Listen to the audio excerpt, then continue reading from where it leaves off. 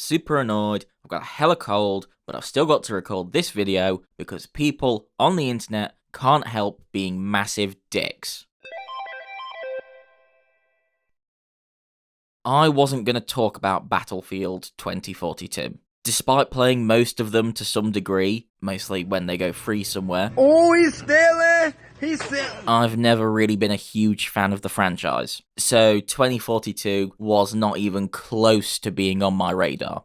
That was until EA's lead community manager did something absolutely disgusting. He dared to confirm that the new assault specialist character, Sundance, is non-binary. Ah, the shock, horror, oh my god, how, no, I don't care.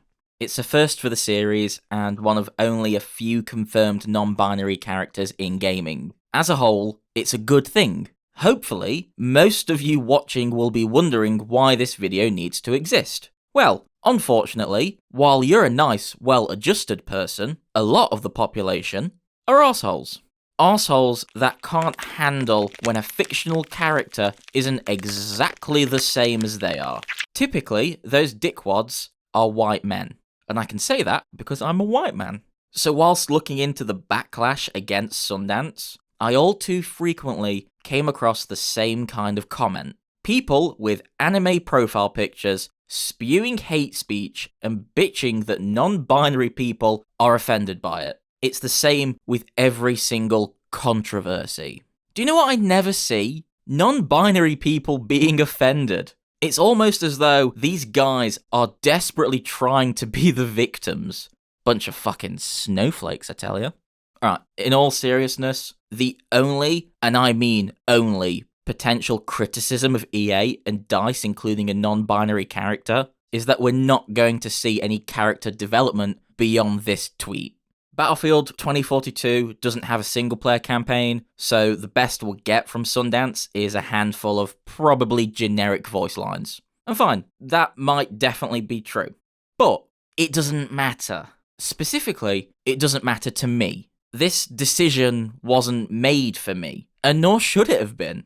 EA is always so wrapped up in bad PR that it always needs to do some serious damage control before a major release. That, however, in no way means the creatives involved in bringing the Sundance character to life weren't committed and excited about the prospect of adding more representation to the game. It's definitely EA trying to garner some good PR before the game's release, but if that's what it takes for some fresh representation and variation, then fine. If it means a group of people can be validated and come a little closer to feeling accepted, let's just let EA have this one, yeah?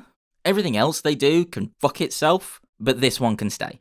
On the off chance that you've made it this far into the video, and you happen to think that everything should just be white guys doing white things all the time, basically, if you're against any and all inclusion in media, I just want to ask, what's your problem? Why do you struggle so hard to accept and relate to people and characters that aren't exactly the same as you? I'm not a gay woman, but I still think Life is Strange was pretty dope. Since when did difference in sexuality and gender stop someone being relatable or interesting?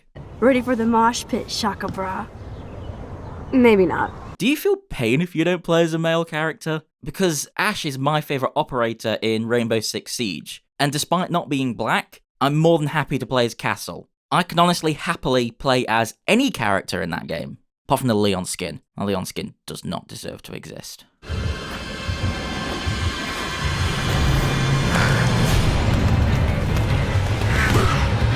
At the end of the day, Sundance's inclusion in Battlefield 2042 isn't only fine, it's welcome. And if the simple fact that someone different to you exists in a video game is enough for you to not play it, then that's fine as well. Because I don't want people like you being represented in media.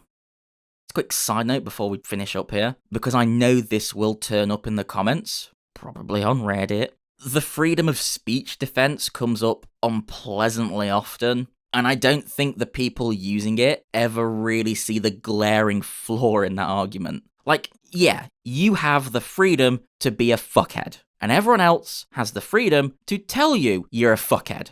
And besides, Freedom of speech is the, obviously, freedom to say as you please. It's not the right to a platform to say it on. If you try to spread your hate speech on someone else's platform, that platform is well within its right to tell you to piss off. It is not freedom from consequences or an excuse to shake off all responsibility for your actions. Being responsible and facing up to the consequences of your actions is literally the main thing we teach children.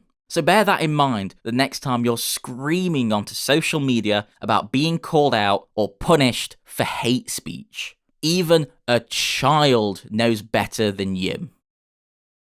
Hey guys, if you made it to the end of this video, congratulations. There's a good chance you're not a bigot. Well done. Huzzah. This is kind of different to what I usually make, so I hope you enjoyed it. If you're interested in checking out Battlefield 2042, let us know down below. I still don't think I'll play the game. If it goes on Game Pass or free, I might give it a go, but apart from that, any support from you guys is deeply appreciated. If you want to leave a like or subscribe or support us on our Patreon, that would mean the world to us. But if not, that's cool too. Thanks for watching the video. Cheers.